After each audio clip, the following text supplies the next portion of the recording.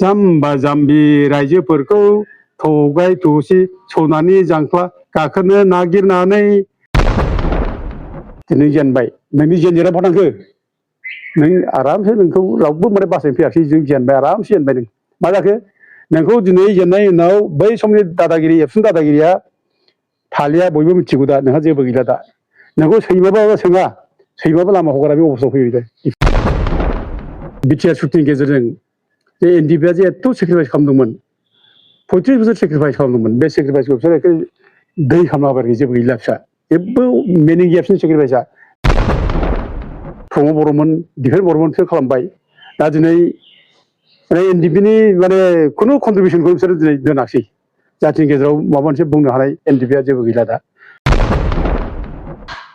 हामदों साला मोनदों साला थेबगां दुगा सेलथाय माराया दा जोङो इउपिपिएलखौ थांनाय आसाम एसेम्ब्लिनि माने इलेक्सन बेयाव 18 जन केन्डिडेट होनाय जों नुनो मोन्दोंमोन दा खिन्थु रिजाल्टआ बिसोर सासेबो देराखै जिर' जाबाय बिसोर जे जिर' जाबाय जेनजोब्बाय जेरावबो बिनि जाहोनफ्रा आंनि बिजिरनायाव मोननै बाहागोआव माने बिजिरनो हायो मोनसेया जाहैबाय जे रायजो राजानि थैनि सहि लालायनानै बे बड'लेण्ड रायजो नांगौ होननानै बिसोरो मेम'ना हैबाय दिल्लीयाव दा बिसोरो एकर्ड खालामनानै लाबोबाय पिस एकर्ड बेयाव बड'लेण्ड रायजो नाङा होननानै बुंबाय दा बे एक नम्बर बिसिनि दायनिगिरि बिनि उनाव बे बिटिसिनि जानाय गोहो सिक्सदलनि गोहो बेखौ फोजोबस्रांनाय ओमफ्राय बिटिसिखौ फोजोबनाय बे मोनसे बिनि माबाया जेरैहाय उदाहरन हिसाबै जे एक नम्बराव बिटिआरनि 3.2 साबक्लज बेयाव बिटिआरनिफ्राय गामि दानख'नाय बे मोनसे ओमफ्राय बे 3. साबक्लज 3 आरोबाव बिटिआर एकर्डनि बेयाव बिटिआरआव 60टा सिट बारायबा ट्राइबेलफोरनि थाखाय थाखानाय माने ट्राइबेल रिजार्भ सिट 10% बेबायदि होनाय जागोन माने 6टाल' होनाय जागोन होननाय दा बेफोरो जिनिसा जोंनि सिक्सदलनि पावारखौ खोमानाय दा बेबो मोनसे दाय ओमफ्राय लोगोसे 4.4आव बिटिसिखौ सिइअनि गेजेरजों सालायगोन माने सिइअजों सालायोब्ला थारमाने बेयो पन्सायती राजाव फैबाय बेहा मोनसे कम्पानिनि सिइअआसो माने सालायफैसिगोन बेबायदि मोनसे बेबो मोनसे ओमफ्राय मोनसेया जाहैबाय 4.6आव बिटिसिनि गोहोफोरखौ डिसिफोरनो हरनाय बे बिटिआर एकर्डआव दङ ओमफ्राय 7.2आव बे बिटिसिनि जेसेबां ग्रिजिं फिल्ड माने पिजिआर बिजिआर माने ओमफ्राय कास्टलेण्डफोर ओमफ्राय रिभारेन एरिया ओमफ्राय फरेस्ट लेण्ड बेफोरखौ आसाम गभर्नमेन्टनो हरफिननाय बेबो मोनसे ओमफ्राय मोनसेया जाबाय जायनाखि सुक्तिखारि रन्जन दैमारिजों लोगोसे जायफ्रा हाइनास केसाव जेल जादों हाइनास केस गोनांफोर बिसोरखौ जेलाव थाफिननाय आरो बिसोरनि प्रति जेबो माबा गैयै गनांगौ गनाङा बिसोरनि केसाव उइद्र' जानांगौ जानाङा जेबो गैयै दा बेफोर मोनसे खारन ओमफ्राय गुबुन बाहागो नैथि खोलोबनि जायनाखि खारन बियो जाहैबाय बिसोरो गावसोर माने नंखाय सुक्ति खालामनानै लाबोबाय बिटिआर बे बिटिआर सुक्तिखौ माने मोजां होननानै माने इस्टाब्लिस खालामनो थाखाय बिसोर नंखाय खोथा बुंबाय थाबाय बिटिआर बिराद गिथार ओमफ्राय आर्टिफिसियेल माखासे बाथ्रा बुंलाबाय बिसोर रायजो राजानि बिराद एसुरेन्स होलाबाय बिसोरो जे न'खर साख्रि होगोन बिटिआरआ गिदिरथार दा डिसिनि पावारा माने जोंजों फैबाय एसपिनि पावाराबो जोंजों पार्सियेलि फैबाय बिदि होनलाबायना बुंबाय दिफेन बर'मोन उरखाव गोरा ब्रह्ममोन ओमफ्राय जों प्रमद बर'मोन दा बेफोर नंखाय बाथ्राखौ बिसोर बुंलाबायनाय फोलालाबायना होनाय ओमफ्राय लोगोसे सुइजारलेण्ड बानायगोन होननाय बाथ्रा नङैनि बाथ्रा बुंबाय ओमफ्राय बिदिनो बायदिसिना माने प्रग्राम लानाय जेनेबा बे लेन्ड मेला खालामनाय ओमफ्राय स्पर्ट्सनि बायदिसिना प्रग्राम लानाय बेफोर माने आसल जानाखि जेंना आसल इसु बे इसुखौ डाइभार्ट खालामनो थाखाय बिसोर खालामदों दा रायजो राजाफ्रा बेखौ हमदों आरो 17 बोसोराव हाग्रामा महिलाया जेबो मावाखै होननाय बेबो नंखाय इसुमोन बेखौ रायजोफ्रा बुजिदों। ओमफ्राय लोगोसे सान्थि फैबाय बिटिआरआव, बिटिआर सुक्तिनाव सान्थि फैबाय। आगोलाव हाग्रामानि समाव सान्थि गैयामोन बे बाथ्रा बुंनाय। हरै बे बिटिआर फैनायनि उनाव माने प्रमद बर'मोनहानो माने बे जोंसारमोन जौरबमोनखौ गावथारहोदों आरो नों बे हेमन्त नार्जारि बे गियानपुरनि झारबारिनि बेखौ गावथारनाय, जों थाख्लाय दैयाव लांनानै नाबेसर बसुमतारी गावथारनाय आरो गोबां इभिकसन खालामनाय हाग्रा बंग्राफ्राव बेफोर गोबां दुखु दाहा सातजाल्ला जानाय बेफोरखौ दिनै माने रायजोफ्रा मिथिजोबदों। खिन्थु बिसोरो ओरैनो माने गावसिनि दाय दसखौ दोनखोमानो थाखाय बिटिआर सुक्तिया जोबोर गाज्रि बेखौ दोनखोमानो थाखाय बिसोरो आर्टिफिसियेल माखासे बाथ्राखौ बुङै बुङै रायजोखौ मिसलाइड खालामलांदोंमोन। खिन्थु बिसोरो मिसलाइड खालामनो हायाखै। ओमफ्राय बेबादिनो रन्जन दैमारिखौ गबाय होनलायनानै उरखावग्रा ब्रह्ममोन बादि मानसिया नोङो नंखाय एखेबारे बाथ्रा बुंनाय, बर' बिमा दानाय आर'नाइ बेखौ गोदोना बुंजासे गानलायनानै एखेबारे बिराद फुरथि खालामबाय बिटिआर एकर्डनि। दा बे समाव माने उरखावग्रा ब्रह्मआ बुंबाय जे रन्जन दैमारियाबो बे बिटिआर सुक्तिनि गेजेरजों उदां अख्राङाव फैबाय। दाथ' रावबोथ' गवाखै, उदां अख्राङावथ' फैयाखै रन्जन दैमारिया। दा बेखौ रायजोफ्रा नुबाय। दा बेफोरबो मोनफा मोनफा खारन आरोखि नैथि खोलोबनि माने खारना बे सेथि आरो नैथि खोलोबनि माने खारन बेफोरो। ओमफ्राय लोगोसे दा दिनै बे माने बिटिआर सुक्तिनि गेजेरजों जे एनडिएफबिआ जे एथ' सेक्रिफाइस खालामदोंमोन, 35 बोसोर सेक्रिफाइस खालामदोंमोन, बे सेक्रिफाइसखौ बिसोर एखे दै खालामना होबाय आरोखि जेबो गैला फिसा जेबो मिनिं गैया बिसोरनि सेक्रिफाइसआ बेबायदिनो खालामना होबाय। दिनै एनडिएफबिआ दिनै जों 35 बोसोर माने आन्दलन खालामनानै जाथियाव माबा मोनसे लाबोदों होननानै उमुक लाबोदों होनना बुंनो हानायफ्रा दिनै जेबो बाथ्रा फंसे गैलिया। बेखौ सोर खालामखो? बे उरखावग्रा ब्रह्ममोन, माने प्रमद बर'मोन, दिफेन बर'मोनसो खालामबाय। दा दिनै एनडिएफबिनि माने खुनु कन्ट्रिबिउसनखौ बिसोरो दिनै दोनाखिसै। जाथिनि गेजेराव माबा मोनसे बुंनो हानाय एनडिएफबिआ जेबो गैला दा। मा होदों बिसोरनो मोनसे पुरस्कार हिसाबै उरखावग्रा ब्रह्मआ मा होदों एनडिएफबिनि पुरस्कार हिसाबै एनडिएफबिखौ टेररिस्ट होनना बुंबाय दानिया। एनडिएफबिआनो टेररिस्टसो। 30 जुलाइ खालि एबसुआ प्रमद बर' उरखावमोन आरो दिफेन बर'मोन 30 जुलाइखौ माने एन्टि टेररिस्ट डे होननानै एनडिएफबि बेरेखायै फालियो। बेसेबां अननाय बेफोरो। दा बेफोर गासिबो खारननि थाखाय बे थांनाय जारि बिटिसि इलेक्सनाव जे एसेमब्लि इलेक्सनाव जेनदों इउपिपिएलआ खारना बेनो आरोखि बेफोरनो। सार जोङो नुनो मोनदों जे थांनाय जे बिटिसि बिसायख'थि बे बिसायख'थियावबो इउपिपिएल दोलो हिसाबै बिराद गाज्रियावहाय जेननो गोनां जादों आरो नै दाख्लैसो जानानै थांनाय जे आसाम एसेम्बलि बे बिसायख'थियावबो बिथांमोनहा गाज्रि भाबै जेनदों। दा इउपिपिएल दोलो हिसाबै फिउचारावहाय बिथांमोननि थासारिया मा जाहैगोन? बिराद मोजां कुइसन। बेथ' नंगौ थांनाय बिटिसि इलेक्सनाव बिसोर जेनबाय। सरकार दादोंमोन बिसोरनो बिटिसि खुंदोंमोन बिसोरनो। दा खिन्थु बिसोरो जेननानै एखे सातथायाव फैबाय। दा हाग्रामाया मालाय 28टा सिट देरहानानै बिटिसिखौ खुंबाय। ओमफ्राय दा नै आरोबाव थांनाय जायनाखि एसेम्बलि इलेक्सन बेयावबो माने 18टा सिटनि गेजेराव माथ्र माने 0आवसो फैबाय बिसोरो। सासेबो देरहासै। अथ'सो हाग्रामा महिलारिया मालाय 11टा सिटनि गेजेराव 10टा देरहाबाय 10टा सिट। दा बेखौनो माने फोरमान खालामनाय जाबाय बिपिएफआ जे बिसोरो बिराद गोख्रों स्ट्रं बेखौ फोरमान होनाय जाबाय। दा बेफोरखौ नायब्ला नुयो बिसोरनि जिहेथु माबाया खमायबोगासिनो दं। बिसोरो बिटिसि सरकार थानाय समाव इउपिपिएलआ थांनाय माने बिटिसि इलेक्सनाव देरहानांगौमोन बिसोरो पावाराव फैफिननांगौसो हायाखिसै। आरो बिसोर नै थांनाय इलेक्सनावबो आरोबाव एमएलए इलेक्सनाव बिसोरो 0 जाबाय। थारमाने बे फैगासिनो दं बिसोरो जोबनाय लामायाव फैसिगोन थानाय गैया। आरो बिसोरनि जायनाखि माबा जन्ममोन इउपिपिएलनि जन्म बे जन्मआनोथ' प्रक्सि जन्म बुंनो थांब्ला प्रक्सि लिडारफोरनि प्रक्सि जन्म। बिसोरो माने प्रक्सि आन्दलन खालामदों बिसोरो। उरखावग्रा ब्रह्मखौसो बिसोर फार्स्ट बिटिसिआव 2005आव माने सिफ खालामनो थाखाय बिसोरो हाग्रामायाव होखारनो नाजादोंमोन, दावराव दावसि खालामदोंमोन। बे प्रक्सि बिसोरनि माबामोन आरोखि नाजानायमोन। ओमफ्राय बिसोर माने बड'लेण्डनि मोनसे भुवा मोनसे प्रक्सि मुभमेन्ट खालामबाय। बेबो बिसोरनि प्रक्सि मुभमेन्ट आरोखि। दा बे प्रक्सि मुभमेन्ट खालामनाय प्रक्सि लिडारफोर बेखौ दिनै रायजोफ्रा बुजिबाय। दा गथिखे बिस्रा दा इसु गैला जेबो। बिसोरो दिनै मा होननानै बिसोर रायजो राजाजों फैनो थाखाय जेबो इसु गैला बिस्रा। दा 125 एमेन्डमेन्ट बिलनि बाथ्रा बुंलायदों। बे फैब्लानो माबाया बायगोन बिटि सरकारा बायगोन बे जाम्बा मानसिफोरनि बे राहा गैयियाव गोजावलाबायनानै बे खुरलिफाराव माने बुथुमलाबायनानै दैयाव गबोब्ला राहा नागिरनाय बिसो जादों आरोखि बे मिसाथार बे 125 बिला बे मा जिनिस बेखौ रावबो बिसोर बुजियाखै ओरैनो बुंलाबायनाय रायजो राजा थगायनो थाखाय बुंनाय दा उथे जोङो बेखौनो नुहुरो बिस्रा जिथु इसुआ गैला बिस्रा जेबो एजेन्डा गैला आरो बिसोरो प्रक्सि आन्दलन खालामनो फैनाय प्रक्सि नेताफोरसो गासैबो सेस दा उथे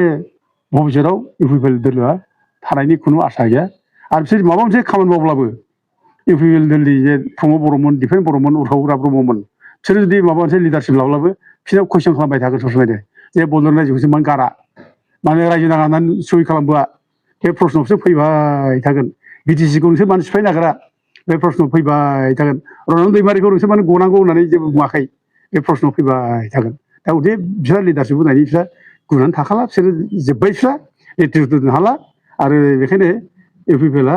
भबिष्यतआव माने दावगानो हाला बिसोर जोब्बाय आरो बेयावनो जोबसिगोन आरो बिस्रा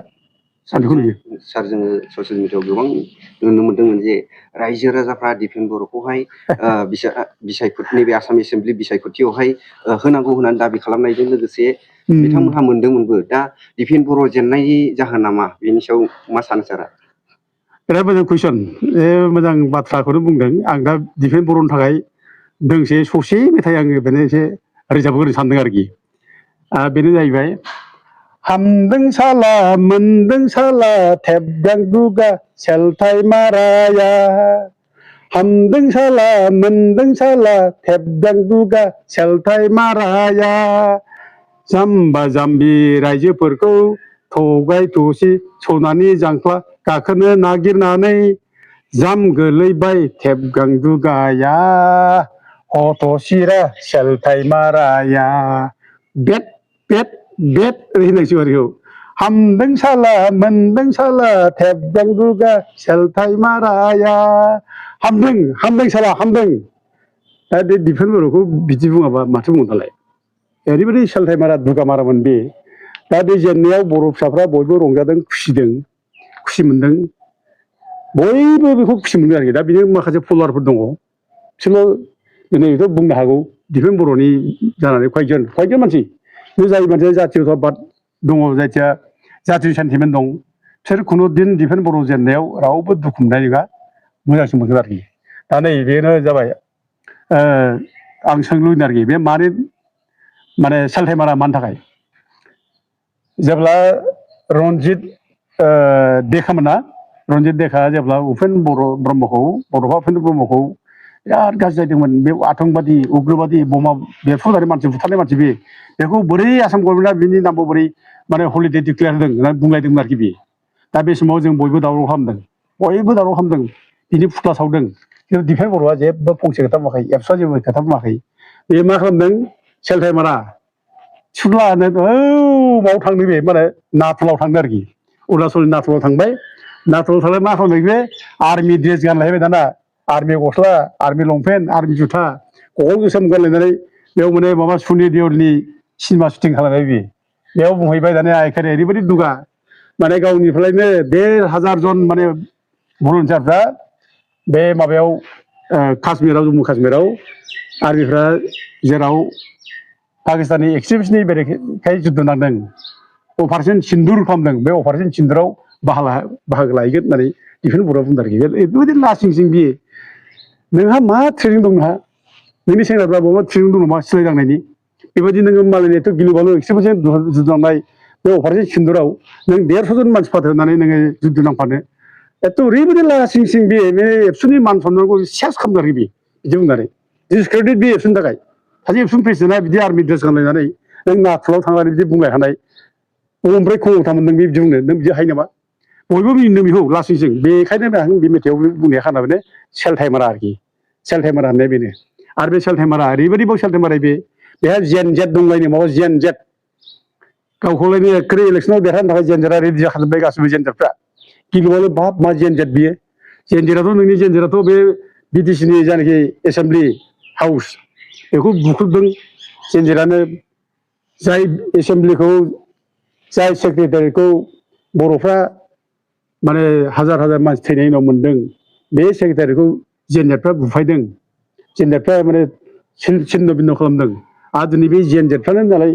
माबायाव दंलायो दाना दिफेन बर्डनाव ओरैबायदि सेलथाइमारा बे दुगा ओमफ्राय आंखौ लिंलायलायबाय एखेबारे दाराव दैखां नार्जारि फै आंखौ फैजेनदो आं नोङो माने न' भारा होनानै दोनगोन हटेल भारा होनानै दोनगोन नै फारसेथिं बुंबाय मा गावहा जेनजेट दं माने आंखौ थांनानै गिनानै सिगिखाबाय जेनजेट दङ होननानै आरोखि ओरैबायदि सेलथाइमारा मानसि बे आरो बे बुंबावबाय मा गाव माने जेनबालायनो जाथिया जेननाय जागोन जाहैबाय गाव इलेक्सन जेनबानो जाथिया जेनगोन मा सेलथाइमारा मानसि बे बिराद सेलथाइमारा मानसि दुथां मानसि बे थेबगां दुगा होनाय खार'ना बेनो आरोखि नों जेनबा जाथिया जेनो नामा दाथ' बिराद मोजां जादों बेनि थाखाय जोंनि जाथिया उनाव अनेक माने फासयदों नांगौ समाव बे खोथा बुङाखै बे जेब्ला जनकमोन गावथारो फंसे खोथा बुङाखै बे जेब्ला माने हेमन्त नार्जारि गावथारदों फंसे खोथा बुङाखै बे जनक जोंसार गावथारबाथ' बिसोरखौ दुथां मानसि बिसोरो मोनसे सार्टिफिकेट दं गावथारनायखौ ओमफ्राय हेमन्त नार्जारिखौ जेब्ला गावथारो बेखौ मा बुंदों बियो बे समाव माने हेमन्त नार्जारिखौ गावथारनायलायनो फरेस्ट डिपार्टमेन्ट जानाय एनजिअफोर बियो खाम्फा बरगयारिया एपइन्टमेन्ट होलांनाय मानसिफोरसो गावथारदों होननानै बुंबाय नायनायसाय बेसेबां जघन्य बे ओरैबायदि माने दुथां मानसि बे गाज्रि मानसि बे दा बेबायदि दा आं मोनसे आरोबाव बुंबावनो लुबैदों सोंबावनो लुबैदों दिफेन बर' बे सानसुमा खुंगुर बसुमतारि डक्टर माने दिननाथ बसुमतारि डक्टर मंगलसिं हाज'वारि डक्टर अनजुलि दैमारि ओमफ्राय जवाहरलाल बसुमतारि ओमफ्राय खाम्फा बरगयारि चन्दन ब्रह्म बिसोर माबा दाय जादोंमोन ना बिसोरनि फुथुला सावनो मानो फुथुला सावा दिनैनिफ्राय नों माने बुंनायसाय मानो फुथुला सावा बे बिटिसिनि गोहोखौ जोबजा गिनानै बिसोरो गामि दानखौ नाङा होनना बुंदों आरहा दिननाथ मोनहा डक्टर मंगलसिं मोनहा सानसुमा खुंगुर बसुमतारिया गामि दानखौ मोना बिटिसिनिफ्राय बिटिसि 6 जनखौ भाल लाखिनांगौ होननानै बुंदों बिटिसिखौ सिइअजों खुंनाङा होननानै बुंदों दा बेफोर मोजां खोथाखौ बुंदों बिटिसि 6 जनखौ माने बासायनानै लाखिनो थाखाय दा बेफोरखौ बुंनायनि थाखायनो दिनै दिफेन बर'आ फुथुला सावदों बे माने गेदेमाफोरनि फुथुला सावदों दा बेसेबां जोलैनि हांगार बियो दिफेन बर'आ दिनै दिफेन बर'आ लाजिदा लाजिया बेफोरखौ बुंला दिफेन बर'नो लाजिनायबो नामना दिनै मा सानो नोङो बेफोरनि फुथुला सावखांनानै दिनै नों मा सानो नोंनि गोसोआव एसेबो दिनै उनदाहा खालामनाय नोंनाव गैयाना नों फस्थायाना जेनेबा नोंथाङा एखेबारे बै समाव माने फरायसा आफादखौ ओरैबायदि माने माबाजों बाहायबोदोंनो माने इउपिपिएलनिसो मोनसे दालाय आफाद जेनेबा राजनिथि हान्जानि दालाय आफाद बियो बेबायदि बाहायबोदों गावखौ बिराद राजकुमार बायदि बाहायदों बे गगस खमलायनाय बे सिनेमानि राजकुमार बेबायदि गावखौ माने देखायबोदों बे गावखौ रावबो जेबो बुङा सोरबा बुंब्लानो बुजायो सोरबा बुंब्लानो सिगिजायो सोरबा माबा मोनसे बुंब्लानो मोजां खोथासो बुंदों बिटिसि एकर्डनि बिटिआर एकर्डनि सोमोन्दै बेखौनो बुनो नागिरनाय सिगिनाय सोरबा इउटिउबारखौ बुनाय बेथ' जादोंना सोरबा न' अन्थाइ खुबैनाय जादोंना सोर खालामा बे दिफेन बर' बे गावखौ बिराद राजकुमार बे समाव सानना लादों बे दिनै जोंखौबो नै दावराव दैखां नार्जारि बड'लेण्ड जनजाति सुरक्षा मन्थ्रनि दावराव दैखां नार्जारिखौ ओमफ्राय जोंनि बड'लेण्ड जनजाति सुरक्षा मन्थ्रनि सेक्रेटारि जयन्त बर' ओमफ्राय रावखुंगुर बसुमतारि ओमफ्राय आदा जनरलाल बसुमतारि बिसोरखौबो बे एबसुनि मानसिया दिफेन बर'नि थोननायाव दिफेन बर'आनो केस होदों जोंखौ दा जोंखौ केस होग्राफ्रा जाबाय दिलिप बसुमतारि बे काजलगाव एबसु अफिसनि राजु नार्जारि काजलगाव एबसु अफिसनि ओमफ्राय क'क्राझार पुलिस स्टेसनाव केस होदों जोंखौ धनन्जय नार्जारि सेक्रेटारि क'क्राझार डिस्ट्रिक्ट एबसु ओमफ्राय निरन्जन बरगयारि डेपुटि सेक्रेटारि क'क्राझार डिस्ट्रिक्ट एबसु एथ' दादागिरि नुबाय बिसोरो जों मा मावदोंमोन जोंथ' जाथिनिसो खामानि मावगासिनो दं गोरिब गुन्द्रासो खामानि मावगासिनो दं बेनि थाखाय जों केस होबाय नुवाखै बेसेबां अननाय बेसेबां गाज्रि मावदों दादागिरि बे बुजियाखै भबिसतआ मा जिनिस दा बिसोरनि माने खायदा कौशलावनो आं माने 91 दिन जेल जानांदों बे दिफेन बर'मोननि माने प्रमद बर' उरखावग्रामोननि खायदा कौशलावनो आं माने 91 दिन जेल जानांदों दा दिनै दिफेन बर'नि दादागिरि दिनै मा जाखो दिनै जेनबाय नोंनि जेनजेरा बहा थांखो नों आरामसे नोंखौ रावबो माने बासायनो फैयाखै जों जेनबाय आरामसे जेनबाय नों मा जाखो नोंखौ दिनै जेननायनि उनाव बै समनि दादागिरि एबसुनि दादागिरिया थालिया बयबो मिथिगौ दा नोंहा जेबो गैला दा नोंखौ सैमाबाबो सोङा सैमाबो लामा हगारा बे अबस्थायाव फैबाय दे दिफेना आरो मा जाहैबावगोनथाय उनाव बे बुजियाखै बे भबिसतआ मा जिनिस बे बुजियाखै भबिसतआ बिराद साननो गोनां भबिसतखौ साननांगौ सक्रेटिसआ जेब्लानाखि जेलाव सोरबा दोनजायो बेखौ बुंदोंमोन बेखौ माखासे जेल बेंग्राफ्रा जेब्लानाखि एथेन्सनि माने कर्टआ बेखौ माने लाइफ सेन्टेन्स डेथ सेन्टेन्स होयो हेमब्लक बिसि दौनो नागिरो अब्ला बेखौ बेंग्राफ्रा खारफानफिनदोंमोन ओरै नों खारखोमादो ओरै होनदोंमोन बे बुंदों आइ एफ्रेड द फिउचार होनना बुंदों आं भबिष्यतखौ गियो आं मानो गारना खारनो फालाय आं सैथोखौ इस्टाब्लिस खालामनांगोन दिनै माने सक्रेटिसआ दिनै सारा पृथिबियाव सासे बिराद गिदिर फिलसफार होननानै दिनै बयबो गनायो बयबो मानियो बे दिफेन बर'मोनहा भबिष्यतआ मा जिनिस बुजियाखै बै समाव गाव एबसुखौ लानानै बिराद दादागिरि बेबायदि दादागिरिखौ आं खालामलांबाय थानो हागोन राजकुमार बायदि आं माने थांबाय थानो हागोन बे सानदोंमोन दिनै मा फैखो मा नुजाखो नोंनि दादागिरिया दा जेबो गैया जेबो सोलिया दा नोंखौ दिनै जिग' बयबो दिनै बुंबाय थागोन नोङो दिफेन बर' जाति फानग्रा नोङो जातिनि बेरेखा खामानि मावग्रा नोंनि बे जानाय जातीयताबादनि बाथ्रा जेबो मिनिं गैया नों ओरैनो माने बिसा खोथा बुंना रायजोखौ बोरै थगाय हायो बेनि थाखाय बुंबाय थादों नोंहा दिनै नोंनि जायनाखि बुंनाय बे नोंहा जेबो मुल्य गैया नोंनि भबिष्यतआ खोमसि नोंनि फिसाफ्राबो नोंनि बिसिफ्राबो दिनै हयथ' आपसेट खालामगोन नों मा बिदि मावखो दुखु दाहा खालामगोन नोंनि जारिमिनखौ जेब्ला फरायो फिसाफ्रा नोंखौ दुखु मोनगोन लाजिगोन अब्ला दा नोंबो लाजिगोन जेराव ओंखारलांगोन नों दिनै लाजिसिं नों लाजिनाय मोनसिगोन दा नोंनि दाय दसखौ रायजोफ्रा एसे मख'गासिनो थासिगोन मिथिसिगोन नों मानो जेनखो दिनै बे जिनिसा रायजोनि गेजेराव फैबाय थासिगोन सार दानि नैबे बिटिसिनि जे गोदानै जे सिफ जानाय हाग्रामा सार बे हाग्रामा सारखौहाय सारा मोजां खुंगिरि होननानै सानो नामा बा इयुनाव मोजां खुंगिरि हिसाबै खुंलांगोन होननानै सारा सानो नामा दा जोंथ' हाग्रामाखौ बयबो आसा खालामदों जे मोजां खुंलांथों बे मोजां खुंलांथों होननानै रायजो राजाफोरखौ माने भट होदों एफा बुरजा 28टा माने एमसिएलए देरहानानै दिनै पावाराव लाबोफिनदों दा लुबैदों बयबो गोजोन खौसेथि लानानै खामानि मावलांथों बर'नि राव हारिमु थुनलाइ जौगानाय शिक्षा दिखाव जौगानाय गेलेनाय बायदिफ्राव माने मोजाङै गोसो होनानै मावलांथों बेखौ बयबो रायजोफ्रा लुबैदों दा बिनि दिनाव हयथ' गोबां दिनै आसा खालामदों गोबाङानो दा लुबैनाया बारा जादों जों नुदों बे साबधान जाहाथे हाग्रामाबो जायो जों बेखौ बुंनो लुबैयो जाहाथे गोबां मानसिफ्रा दिनै सुजुग सुबिदानि थाखाय ओरै बारलाय नै माने आगोलाव बिपिएफआव जेबो मोनाखै होननानै इउपिपिएल बारलांबाय बिराद गिदिर खोथा बुंबाय बिपिएफनि एगेन्स्टै गाज्रि खोथा बुंबाय आरो दा नै बे मानसिया दिनै इउपिपिएल गारनानै इउपिपिएलआव मोनैखाय बिपिएफआव फैलायबाय दा बिपिएफ जानानै गिदिर खोथा बुंसैलाय दा बेफोरखौ साबधान जानाया मोजां जोङो जाहाथे बेफोरनि गेजेरजों जों जाहाथे गोरिब गुन्द्रानि जाहाथे मोननांगौ जायनाखि अधिकार मोनथाय बे जाहाथे माने डिप्राइभ जाया आरो जोंनि जायनाखि बर' हारिखौ जों जेरै रक्षना बेखन होनाय बिटिसिनि गेजेरजों जोंनि राव हारिमु थुनलाइ जौगानाय जाथि दानाय हा हुनि रैखाथि जोंनि सिनायथि रैखाथि बेफोरो जाहाथे जोंहा खुनुदिन थालाङा खुनु खथि जाया गुबुनफ्रा जोंखौ नाख्रेबफैनो जाहाथे हाया बेनि थाखाय हाग्रामा सांग्रां जानांगोन जों बेखौ लुबैयो आरो जों बेखौ खावलायनो लुबैयो हाग्रामाखौ आरोबाव दिनै बे जेसेबां डेभेलपमेन्टेल खामानि जाया मानो बे गामि सिंनिफ्राय जाहाथे लाबोनानै माने लामा बानायनाय जिखि खामानि जाया मानो बेफोराव जाहाथे गामिनि जाम्बा जाम्बिफोरनि फिसाफोरखौनो जायगानि सेंग्राफोरखौनो लानानै जाहाथे खामानि मावो बिसोरबो जाहाथे जौगाथों बिसोरबो गरफा गरनै फैसा मोनथों सोरबा कन्ट्राक्टर थाङोब्ला बेफोराव जाहाथे माने कन्ट्राक्टराव जाहाथे खामानि मावनानै जाहाथे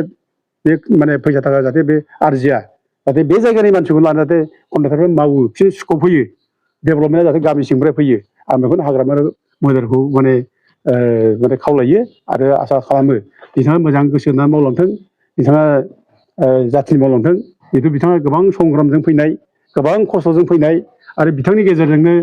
बिथांमोननि नाजानायनि गेजेरजोंनो बिटिसि सिक्स सिडुलखौ मोननो हादों आरो बिटिसि सिक्स सिडुलखौ मोजाङै लाखिलांदों मोजाङै मावलांदों जों बेखौनो जों आसा खालामो